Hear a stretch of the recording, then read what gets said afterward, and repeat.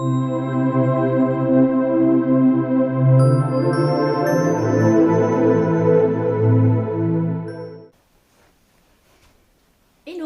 Aujourd'hui on se retrouve dans une nouvelle vidéo. Donc aujourd'hui on va parler d'un sujet un peu tabou dans la société.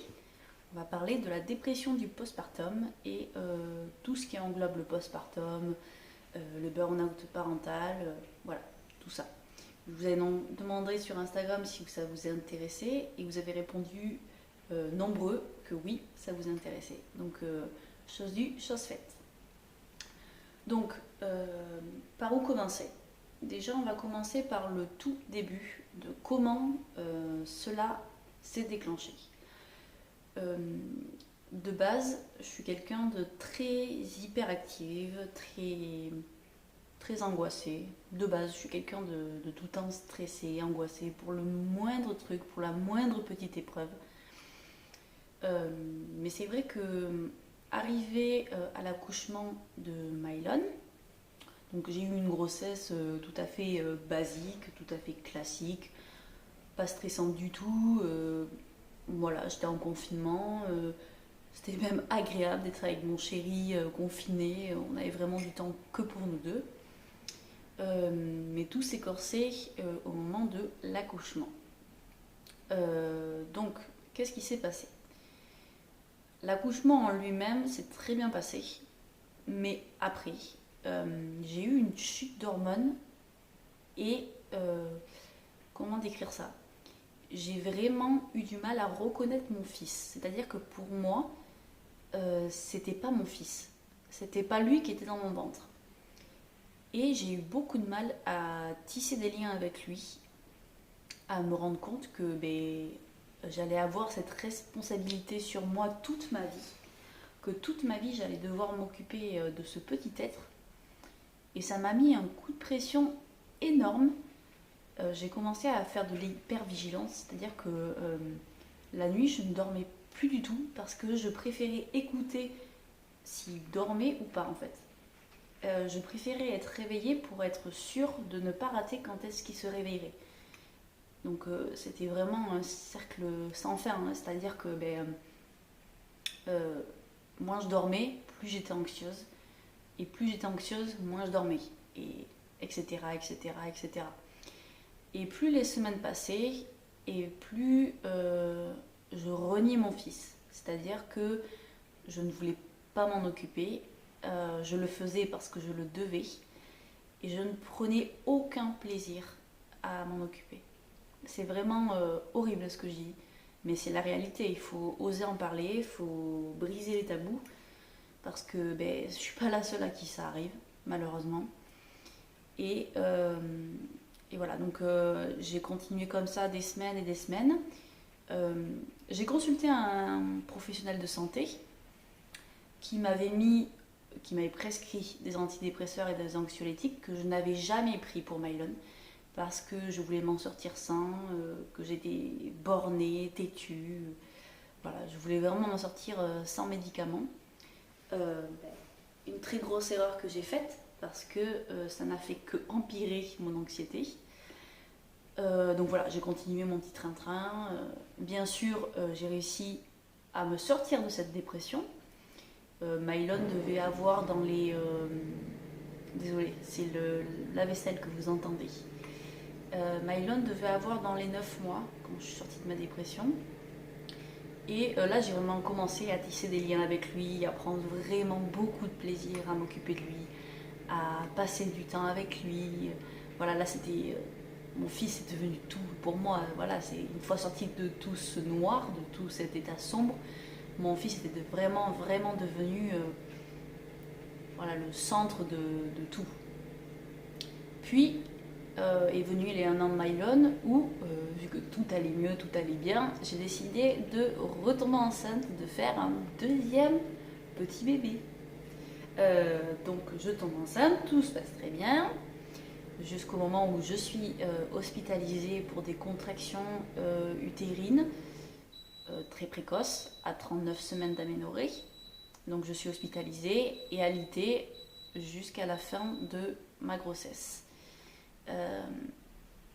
Ça a été une étape encore plus compliqué d'être alité avec un bébé qui a 1 an et demi et qui ne comprend pas pourquoi sa maman doit rester allongée et qui n'a pas le droit de bouger, de pouvoir jouer avec lui. Donc voilà, ça a été une étape aussi qui a fait que mon anxiété était toujours là et ça a augmenté. C'était vraiment une anxiété qui allait en s'accentuant, on va dire, au fil des étapes de la vie.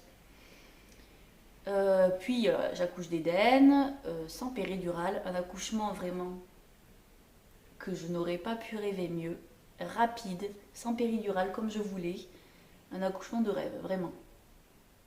Par contre, l'après-accouchement ne s'est pas du tout passé comme pour Mylon, c'est-à-dire que j'ai créé du lien avec Eden directement.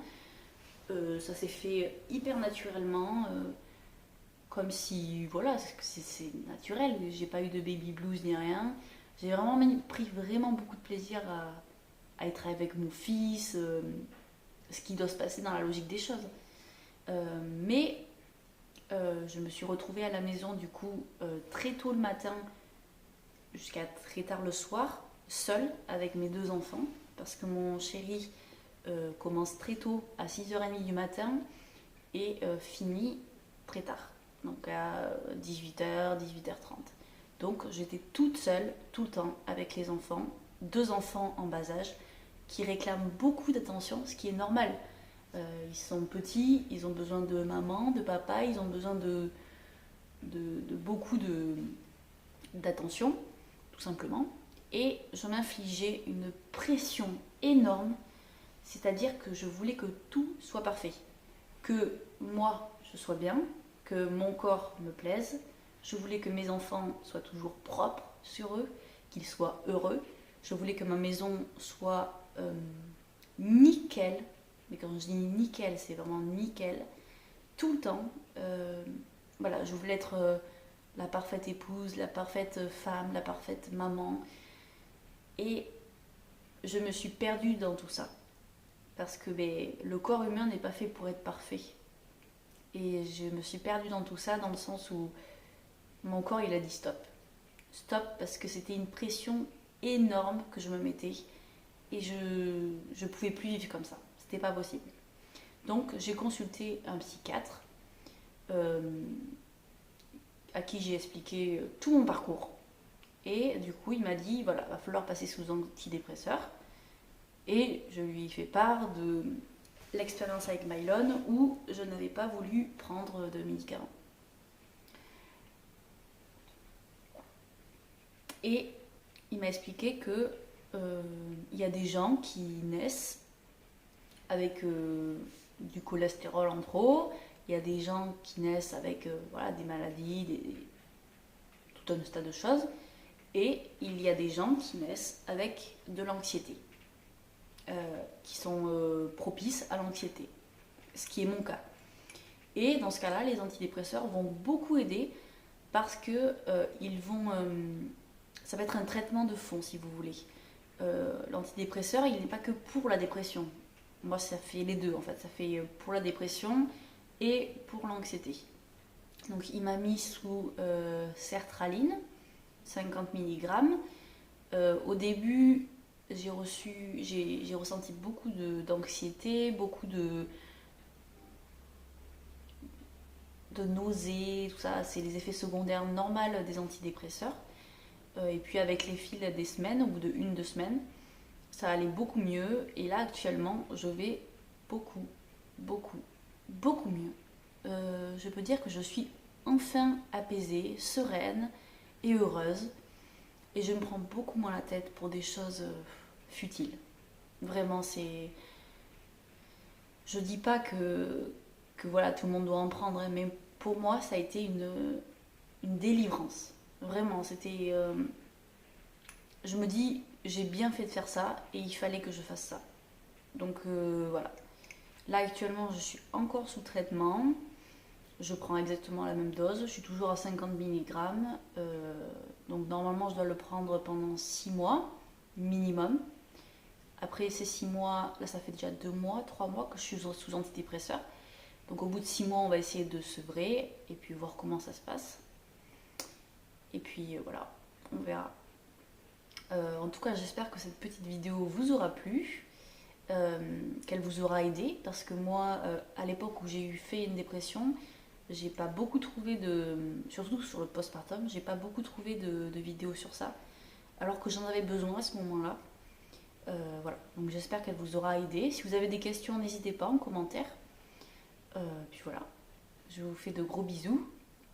À bientôt.